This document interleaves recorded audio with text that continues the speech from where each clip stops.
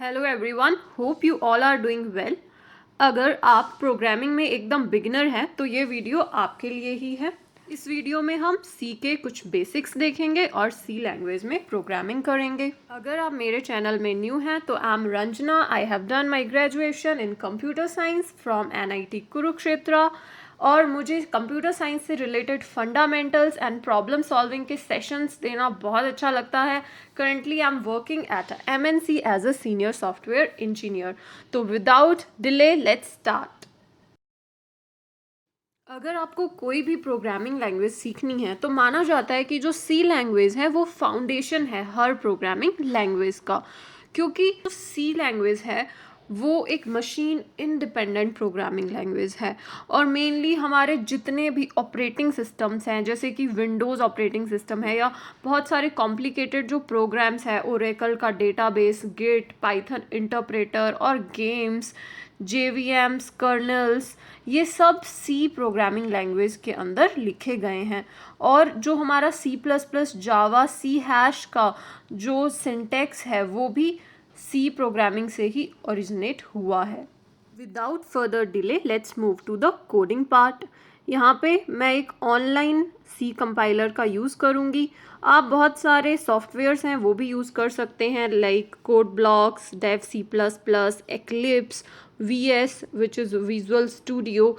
But यहाँ पे हमने एक ऑनलाइन आईडी खोला है। आप कोई भी ऑनलाइन आईडी खोल सकते हैं। यहाँ जैसे ही हमने ये आईडी को खोला, यहाँ पे एक बेस सी प्रोग्राम ऑलरेडी लिखा हुआ है। यहाँ अगर आप देखेंगे तो जो सेकंड लाइन है उसमें लिखा है हैश इंक्लूड stdio.h। ये एक हेडर फाइल है।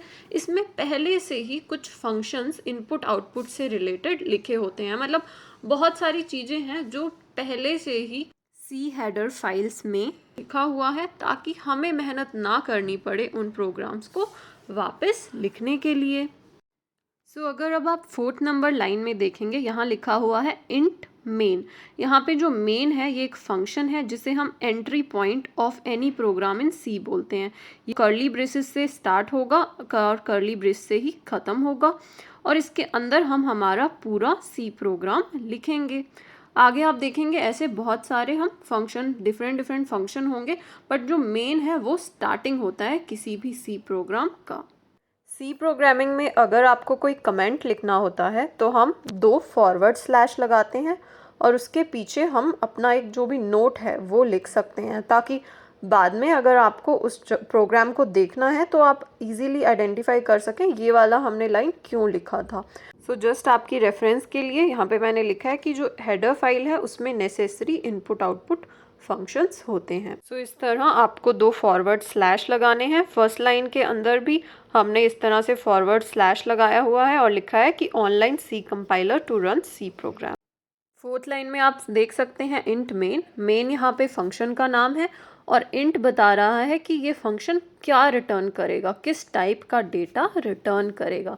इंट जैसे आपको पता है इंटीजर होता है, आपने मैथ्स में भी देखा होगा 1 2 3 इस तरह के नंबर इंटीजर होते हैं और मेन फंक्शन का नाम है। और ये रिटर्न अगर आप देखें 9th नंबर लाइन पे, रिटर्न ये क्या कर रहा है, ज़ीरो कर रहा है। ज़ीरो क्या है, एक इंटीजर टाइप है। यहाँ भी आपकी रेफरेंस के लिए मैं कमेंट लिख रही हूँ कि जो मेन है वो एंट्री पॉइंट है एवरी प्रोग्राम इन सी। अब हमारा ये जो इंट मेन के थ्रू हम पूरा इसके अंदर जाएंगे और यहाँ पे हमें जो भी कोड लिखना है वो हम लिखेंगे। यहाँ इन्होंने पहले से ही printf हेलो वर्ल्ड लिखा हुआ है, इसको हम रिमूव कर रहे हैं और यहाँ पे अब हमारा कोड लिखेंगे।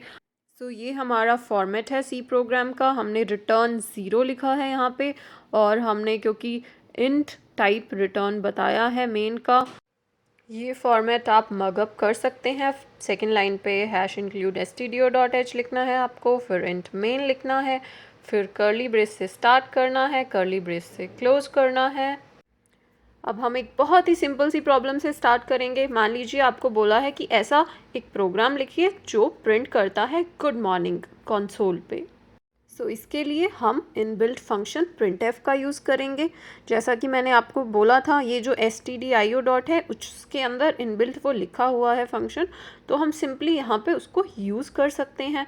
तो इसका फॉर्मेट क्या होगा printf फंक्शन का, आपको जस्ट पहले लिखना है printf, उसके बाद में हमें 2 कोट्स लगाने हैं और उन दोनों कोट्स के अंदर आपको जो भी स्टेटमेंट प्रिंट करवाना है आप वो लिख सकते हैं। तो यहाँ पे हमें क्या प्रिंट करवाना है, गुड मॉर्निंग, तो हम इन कोट्स के अंदर लिखेंगे गुड मॉर्निंग। इसके बाद में हम चाहते हैं कि ये गुड मॉर्निंग लिखने के बाद में हमारा जो कर्सर है वो नेक्स्ट लाइन के अंदर आ जाए, तो उसके लिए भी हम यूज़ करेंगे /n। यहाँ पे हम बैकवर्ड स्लैश यूज़ करेंगे और उसके बाद में n। सी के अंदर ऐसा कोई भी स्टेटमेंट लिखने के बाद में हमें लास्ट में सेमी कॉलन लगाना होता है, वरना हमें वो रन टाइम एरर देगा, तो हम इसके लास्ट में सेमी कॉलन लगा देंगे। नेक्स्ट मान लो आपको बोला गया है कि आप प्रिंट करिए मोहन, तो हम नेक्स्ट लाइन पे प्रिंट एफ स्टेटमेंट लिखेंगे और कोट्स लगा के उसके अंदर मोहन लिख देंगे।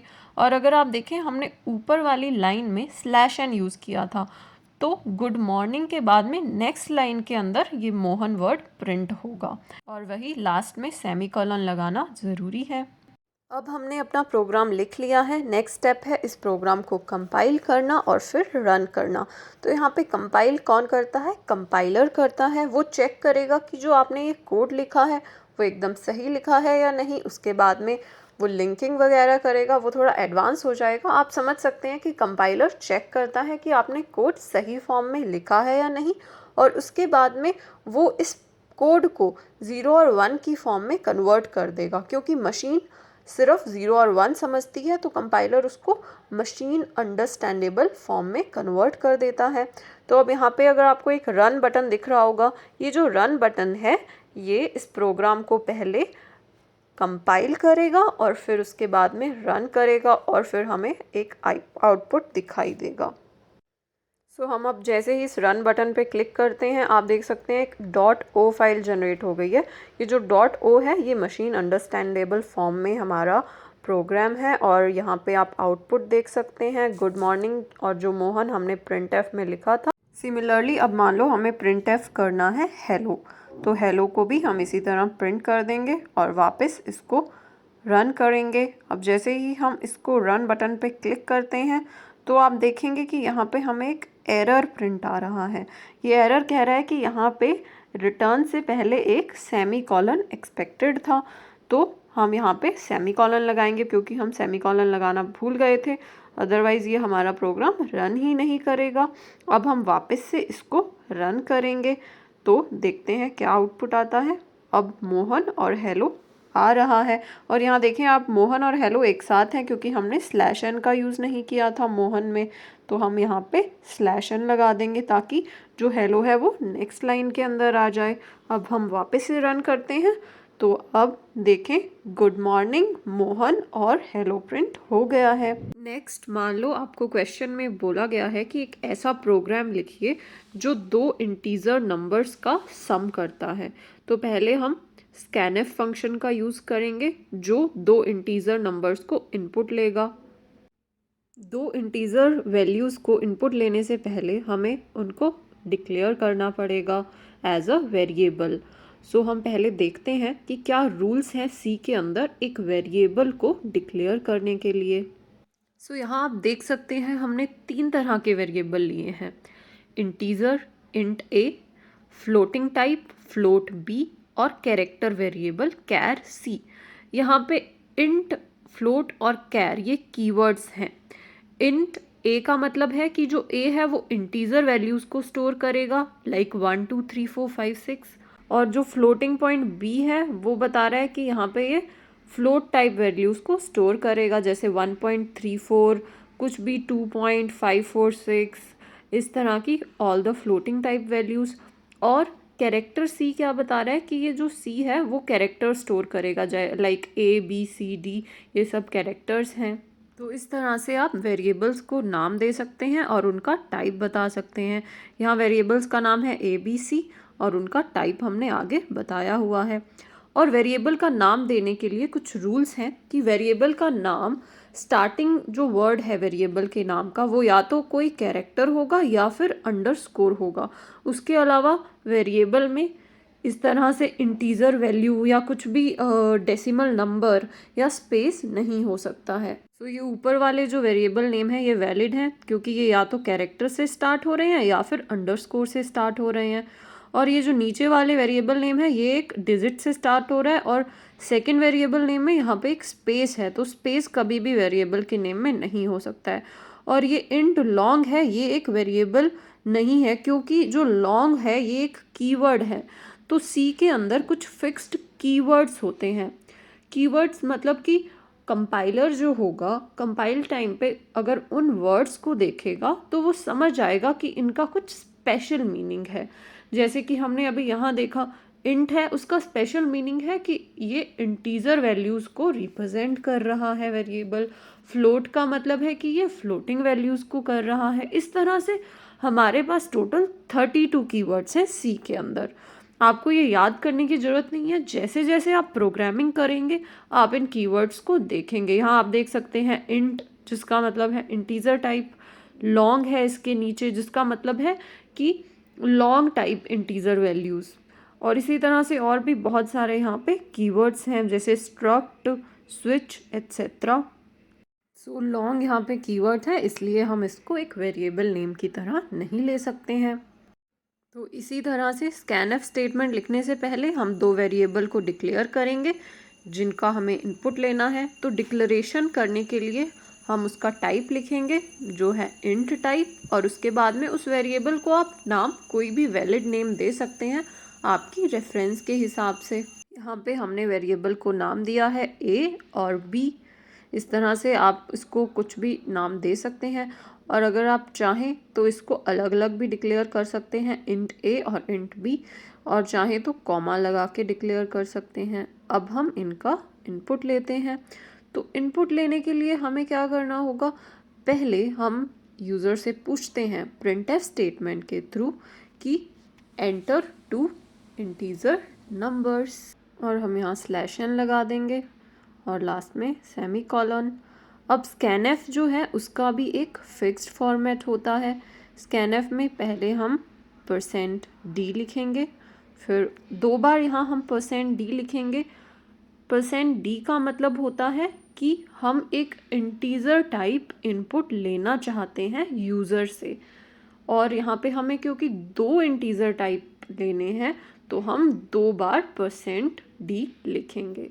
और यहाँ पे ये इसका फॉर्मेट है कि हम 2 बार कोट्स के अंदर %d लिखेंगे, फिर कॉमा लगाएंगे और उसके बाद में जो वेरिएबल्स में आपको इनपुट लेना है उनका नाम %a, %b। स्कैनएफ का ये फॉर्मेट है %d, जितने नंबर ऑफ वेरिएबल हैं उतनी बार, उसके बाद में %, ये जो एंड का साइन है इसको हम सी में % बोलते हैं। इसका मतलब है कि आप उस मेमोरी लोकेशन पे कुछ वैल्यू स्टोर करना चाहते हैं। जैसे जैसे आप और कोड करेंगे आपको ये सिंटैक्स और क्लियर होते जाएंगे। अब हम ए और बी में कुछ इनपुट ले चुके हैं जो यूज़र ने एंटर किया है, हम आगे उसको रन करके भी देखेंगे। अब हम उसको प्रिंट करते हैं, तो यहाँ पे हम प्रिंटफ स्टेटमेंट लिखेंगे। Printf a is equals to %d और b is equals to %d। तो यहाँ पे भी हम 2 बार %d लिखा है हमने क्योंकि हमने a और b को इनपुट लिया था इंटीजर फॉर्म में, और इसको प्रिंट करवाने के लिए हम कॉमा जो वेरिएबल है उनका नाम लिखेंगे a, b। तो ये जो हमने a बराबर लिखा है वो एक स्टेटमेंट है, और जो हम कॉमा के बाद में लिख रहे हैं वो हम वैल्यू, उस वैल्यू को पॉइंट कर रहे हैं कि हमें ये वाली वैल्यू प्रिंट करवानी है। एंड में हम सेमी कॉलन लगाएंगे और अब हम इसको रन करके देखते हैं। जैसे ही हम रन करते हैं हम आउटपुट देख सकते हैं, good morning Mohan, hello, enter two integer number. यहाँ नेक्स्ट लाइन में नहीं आया है ये, तो हम /n लगाएंगे। वापस रन करते हैं तो एंटर टू इंटीजर नंबर अब नेक्स्ट लाइन में आ गया है। तो यहाँ पे हमें 2 इंटीजर नंबर एंटर करने होंगे। तो मान लो हम 200 और फिर एंटर और 100, ये 2 इंटीजर नंबर एंटर करते हैं तो हमारे को ये आउटपुट दिख रहा है जो हमने प्रिंटफ लगाया था, a इज इक्वल्स टू 200। यहाँ जहाँ %d लिखा है वहाँ पे वैल्यू आ जाएगी, और b इज इक्वल्स टू 100, जहाँ %d लिखा है वहाँ पे b की वैल्यू आ जाएगी। अब हमने दो इनपुट ले लिए हैं ए और बी के अंदर। अब इन दोनों को हमें सम करना है, तो यहाँ पे हम सम ऑपरेशन परफॉर्म करेंगे। उसके लिए सबसे पहले हमें एक और इंटीजर वेरिएबल डिक्लेयर करना होगा जिसमें हम उस सम को स्टोर करेंगे। तो अब यहाँ पे इस इंटीजर वेरिएबल का नाम आप कुछ भी दे सकते हैं, सी या फिर सम वेरिएबल। तो जैसे ही हम इंट सम डिक्लेयर करेंगे, यहाँ पे अब सम के लिए एक मेमोरी एलोकेट हो गई है। अब इस सम के अंदर हम a प्लस बी को स्टोर कर देंगे। तो sum is equals to a plus B. इस तरह से नॉर्मल हम मैथमेटिक्स ऑपरेशन परफॉर्म कर रहे हैं। अब ये जो हमारा सम वैल्यू है, इसके अंदर a प्लस बी की वैल्यू स्टोर हो जाएगी। अब हम इसको भी प्रिंट कर देते हैं। तो इसके लिए हम लिखेंगे प्रिंट एफ। वही सेम तरीके से सम is equals to percent D. तो यहाँ पे परसेंट डी के अंदर हमें क्या वैल्यू प्रिंट करवानी है, सम की वैल्यू प्रिंट करवानी है। तो हम कॉमा लगाएंगे और उसके बाद में लिखेंगे सम, सेमीकोलन से इसको एंड करेंगे। और अब हम इसको रन करके देखते हैं। जैसे ही हम रन पे क्लिक करेंगे, हमसे ये पूछेगा एंटर टू इंटीजर नंबर। तो हम दो इंटीजर वैल्यूज़ दे देंगे जिनका भी हमें सम करना है, 50 और 300। तो हमारा आ गया है a इज़ 50, b इज़ 300 और सम इज़ इक्वल्स टू 350। अब इसको भी आप नेक्स्ट लाइन में प्रिंट करवा सकते हो। उसके लिए हम /n देंगे। यहाँ पे आप इसको प्रिंट एफ के बाद में भी दे सकते हैं, पहले भी दे सकते हैं। जहाँ भी आप /n देंगे वहाँ पे ये आपको नेक्स्ट लाइन में ले जाएगा। तो यहाँ पे /n दिया, तो ये अब वापस रन करते हैं। तो वापस से हम दो इंटीजर नंबर्स देंगे, 400 और 500। जैसे ही एंटर किया तो हमारे पास a और b की वैल्यू आ गई और उनका सम आ गया है। इस तरह से आप किसी भी दो वैल्यूज़ को सम कर सकते हैं। जो हमारा कैलकुलेटर होता है उसमें भी पीछे कुछ इसी तरह का प्रोग्राम लिखा होता है। अब मान लो आपको आगे बोला गया है दो नंबर्स का सम भी करना है और उनका मल्टीप्लिकेशन भी करना है। तो उसके लिए हम क्या करेंगे, एक वापस से न्यू वेरिएबल डिक्लेयर करेंगे जिसमें मल्टीप्लिकेशन का रिजल्ट स्टोर होगा, MULT मल्ट, और उसके बाद में सेमीकोलन। अब यहाँ पे भी हम मल्टीप्लिकेशन ऑपरेशन परफॉर्म करेंगे। उससे पहले मैं आपको एक बात बताना चाह रही हूँ, जब भी आप वेरिएबल्स को डिक्लेयर करें तो अच्छी प्रैक्टिस यही है कि अगर आप उन वेरिएबल्स को स्टार्टिंग में डिक्लेयर कर दें, क्योंकि ताकि स्टार्टिंग में ही आप उनकी मेमोरी एलोकेट कर सकें।